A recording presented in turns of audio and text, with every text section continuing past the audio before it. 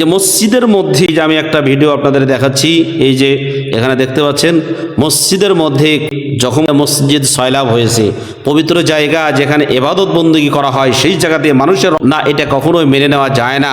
যে কোনো দলেরই হোক না কেন, যে কোনো মতেরই হোক না কেন, যে কোনো পথেরই হোক না কেন, কেন এই ধরনের ন্যাক্কারজনক ঘটনা মসজিদের মধ্যে করানো হবে? মাদারীপুর জেলার খোয়াজপুর টেকেরহাট এলাকায় মসজিদের ভিতরে বালু তোলাকে কেন্দ্র করে সংঘর্ষে সাইফুল ইসলাম সহ তার ভাই 2 জন নিহত হয়েছে, আরও 8 থেকে 9 জন তারা আহত হয়েছে। এই যে মসজিদের মধ্যে আমি একটা ভিডিও আপনাদের দেখাচ্ছি, এই যে এখানে দেখতে পাচ্ছেন মসজিদের মধ্যে পবিত্র জায়গা যেখানে ইবাদত বন্দেগী করা হয়, সেই জায়গাতে মানুষ এটা কখনোই মেনে নেওয়া যায় না।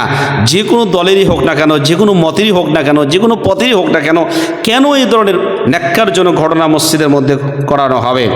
অথচ আল্লাহ রাব্বুল আলামিন কোরআনুল কারীমে বলেছেন, ওয়া মান ইয়াকতুল মুমিনা মুতাআম্মিদান ফাজাযাউহু জাহান্নামু খালিদান ফিহা ওয়া গাদিবাল্লাহু আলাইহি ওয়া লা'নাহু ওয়া আ'আদ্দা লাহু আযাবান আযীমা।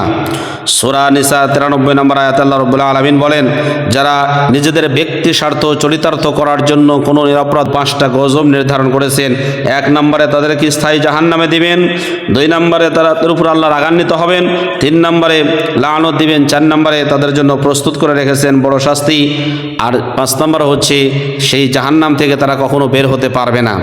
আল্লাহ রাব্বুল আলামিন যে আন্নাহু মান ক্বাতালা নাফসান বিগাইরি নাফসিন আও ফাসাদিন ফিল আরদি ফাকান্নামা ক্বাতালান নাস জামিআ।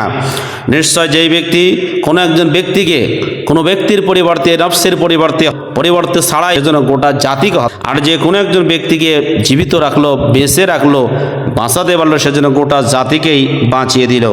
সূরা মায়েদার 32 নম্বর আয়াতের মধ্যে আল্লাহ রাব্বুল আলামিন এটা বলেছেন। আমার প্রিয় ভাইয়েরা, মানুষ অন্যতম অপরাধ। আমরা ঘটনা যতটুকু জানতে পেরেছি, বালুর মহালে বালু তোলাকে কেন্দ্র করে প্রতিপক্ষের মাঝে এরকম আক্রোশ হয়ে এরা এক পর্যায়ে মসজিদের মধ্যে যখন ঢুকেছে, হামলাকারীরা মসজিদের মধ্যে প্রবেশ করে সেখানে যে আমরা ভিডিওটা আপনাদেরকে দেখাচ্ছি, এখানে তারা মানে না, এটা মেনে নেওয়া যায় না। কেন বাংলাদেশি, কেন এত রাহাজানি, এত চিন্তা, এত চাঁদাবাজি, এত খুনাখুনি কেন হবে? বাল তুসিরুনাল হায়াতাদ দুনিয়া, তোমরা তো পার্থিব জীবনটাকে প্রাধান্য দিয়েছো, ওয়া তারাকাল বাল তুসিরুনাল হায়াতাদ দুনিয়া ওয়াল আখিরাতু খায়রুন ওয়া আবকা, অথচ আখিরাতের জীবনটাই হলো স্থায়ী জীবন। সুতরাং যারা দুনিয়া নিয়ে এত বাড়াবাড়ি করে, দুনিয়ার সম্পদের কারণে যারা একে অপরকে খুনাখুনি আহত করে, এদের বিরুদ্ধে বাংলার জনগণকে এখনই প্রতিবাদী হতে হবে। এই 2000 নতুন স্বাধীন দেশ আমরা পেয়েছি, এই দেশে আর